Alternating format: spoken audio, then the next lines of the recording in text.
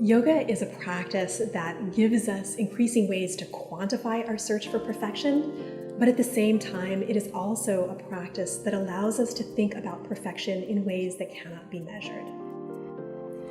My name is Shameen Black, and I'm the author of The Perfect Pose in the ANU College of Asia and the Pacific's Paradigm Shift Volume of Perfection.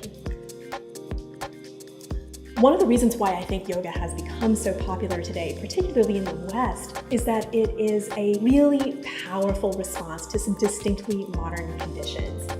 So it's a practice that is responding to the fact that more and more people are finding that the basic challenges of life are not things like getting enough calories to eat, but maybe too many. Or, the problem is not hard manual labor for many middle-class people, but too much sitting. And yoga is something that comes in as a way to try to allow people to have some kind of control to complement or to combat some of the problems that we're now seeing. So at the beginning of the 20th century, yoga would have been a practice most commonly pursued by men, by male ascetics in particular. Today, if you walk into a yoga studio in Australia, you are much more likely to find many more women in that room.